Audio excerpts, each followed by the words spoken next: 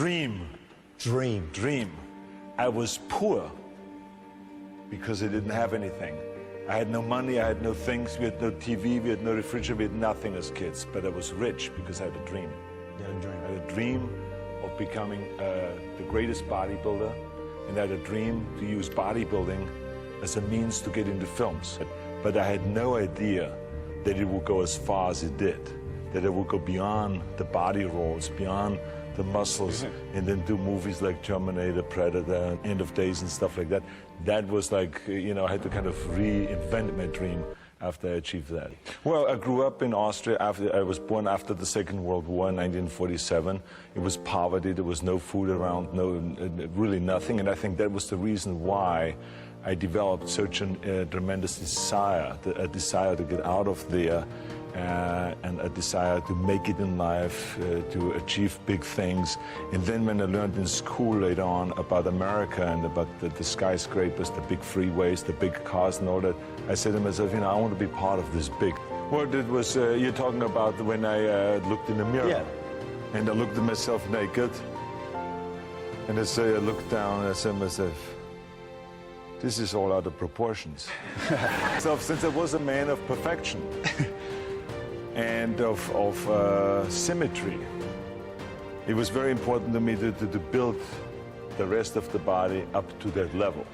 And then eventually, after 10 years of training, I got to that level where I really felt, so now there's the perfect situation, perfect body, the symmetry was right and all that stuff. You're a young kid and you're 15 years old and you say to your parents that you want to be the greatest bodybuilder in the world and you're going to eventually become a movie star and a millionaire.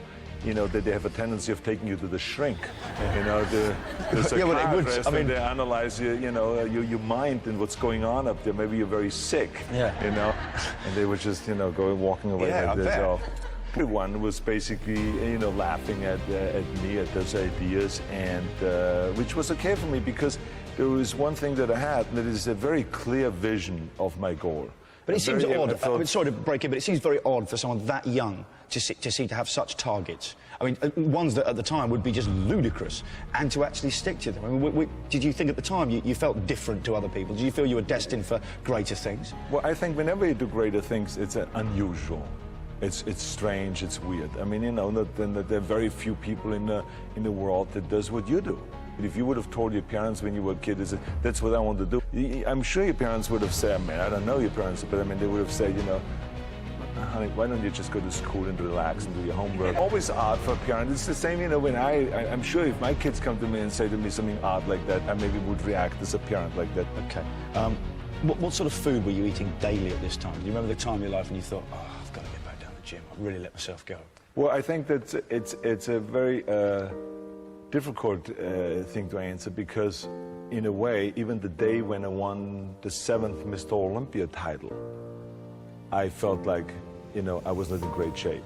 So I was always so hungry for perfection and so hungry for being bigger and better and lifting more and performing better and all those things. I think you need that in order to be successful, in order to really be extraordinary in the profession that you do.